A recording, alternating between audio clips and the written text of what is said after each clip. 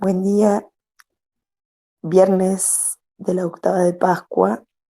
Vamos a proclamar el Evangelio de hoy, según San Juan, capítulos 21, del 1 al 14. Jesús se apareció otra vez a los discípulos a orillas del mar de Tiberíades. Sucedió así. Estaban juntos Simón Pedro, Tomás, llamado el mellizo, Natanael, el de Caná de Galilea, los hijos de Zebedeo y otros 2 discípulos. Simón Pedro les dijo: voy a pescar. Ellos le respondieron: vamos también nosotros. Salieron y subieron a la barca, pero esa noche no pescaron nada. Al amanecer, Jesús estaba en la orilla, aunque los discípulos no sabían que era él. Jesús les dijo: muchachos, ¿tienen algo para comer? Ellos respondieron: no. Él les dijo: tiren la red a la derecha de la barca y encontrarán. Ellos la tiraron y se llenó tanto de peces que no podían arrastrarla. El discípulo al que Jesús amaba dijo a Pedro: es el Señor. Cuando Simón Pedro oyó que era el Señor, se ciñó la túnica, que era lo único que llevaba puesto, y se tiró al agua.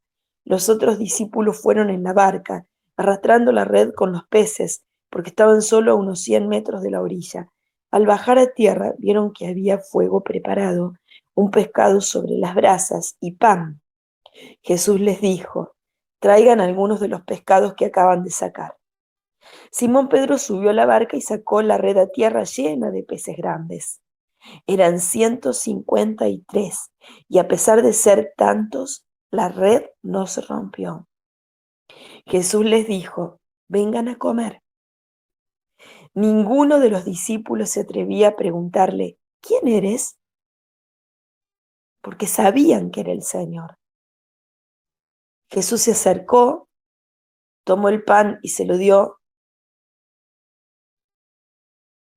e hizo lo mismo con el pescado. Esta fue la tercera vez que Jesús resucitado se apareció a sus discípulos. Palabra del Señor. Gloria a ti, Señor Jesús.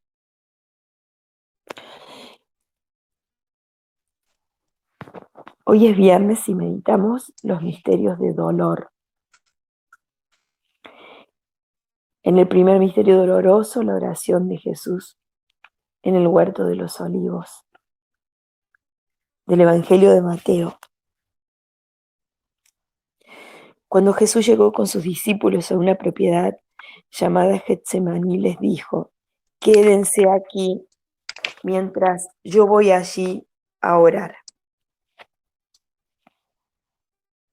Y llevando con él a Pedro y a los 2 hijos de Zebedeo, comenzó a entristecerse y a angustiarse. Entonces les dijo: mi alma siente una tristeza de muerte. Quédense aquí velando conmigo. Y adelantándose un poco, cayó con el rostro en tierra, orando así: Padre mío, si es posible, aleja de mí este cáliz, pero no se haga mi voluntad sino la tuya. Después volvió junto a sus discípulos y los encontró durmiendo. Jesús dijo a Pedro: es posible que no hayan podido quedarse despiertos conmigo ni siquiera una hora. Estén prevenidos y oren para no caer en la tentación. Porque el espíritu está dispuesto, pero la carne es débil. Se alejó por segunda vez y suplicó: Padre mío, si no puede pasar este cáliz sin que yo lo beba, que se haga tu voluntad. Al regresar los encontró otra vez durmiendo, porque sus ojos se cerraban de sueño. Nuevamente se alejó de ellos y oró por tercera vez, repitiendo las mismas palabras. Luego volvió junto a sus discípulos y les dijo: ahora pueden dormir y descansar. Ha llegado la hora en que el Hijo del Hombre va a ser entregado en manos de los pecadores. Levántense, vamos, ya se acerca el que me va a entregar. Palabra del Señor. Gloria a ti, Señor Jesús.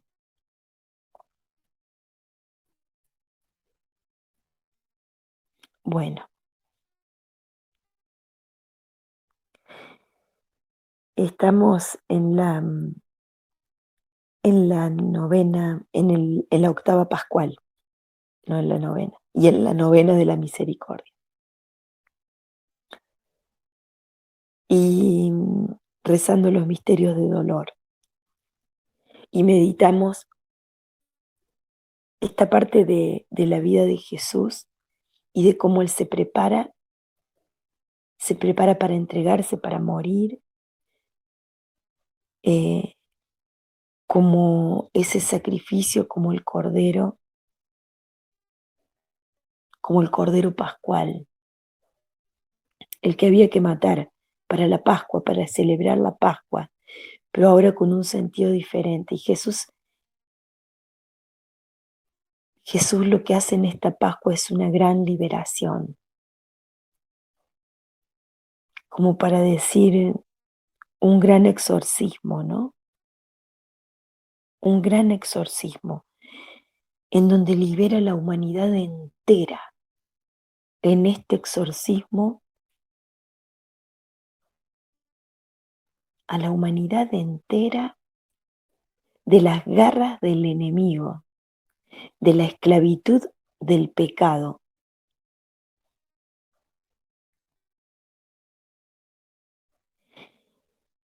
para darle su vida,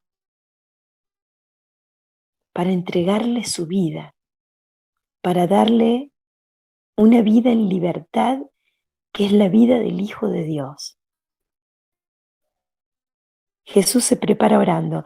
Cuando proclamaba el Evangelio, lo que sentía cuando ellos no habían pescado nada, y de repente Jesús dijo, tiren la red del otro lado. Pero Señor, tírenla del otro lado. Y ellos la tiraron. Y del otro lado estaban los peces. Del otro lado de la barca. Y, y Jesús los veía, pero ellos no. De repente aparecieron todos los peces que se les habían negado a aparecer durante toda la noche. Me llama la atención algunas cosas, como por ejemplo el hecho de que en ese momento, en el huerto, los apóstoles se dormían. Y acá dice la palabra que ya no dormían. Toda la noche pescando y no habían pescado nada. Trabajando toda la noche atentos a ver si aparecía un pececito. Y aparece Jesús, el discípulo al que Jesús amaba, dice, es el Señor.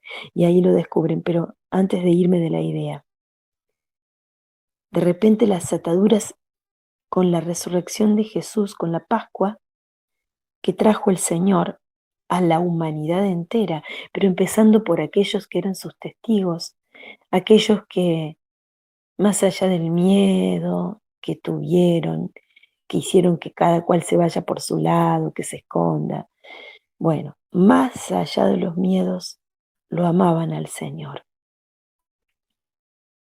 Y aquí ya iban teniendo experiencia de lo que era la tercera vez que Jesús resucitado se les aparecía, y ya estaban teniendo experiencia de liberación, pero de liberación en todas las áreas de la vida. Me recuerda esto, oren para no caer en la tentación, porque el espíritu está dispuesto, pero la carne es débil. El resucitado hace que venzamos a la carne, hace que venzamos el sueño, hace que venzamos el hambre, hace que venzamos las enfermedades, hace que se venza a todas las cosas que supuestamente el mundo nos pone como traba, o el espíritu del mundo, mejor dicho, nos pone como traba para que podamos desarrollar la vida del resucitado. Y esto que digo es difícil, es fácil de escuchar y difícil de vivir, porque el hombre de fe cree, pero hay muchos, y esto lo voy a decir como abogado del diablo, Hay muchos que creen y se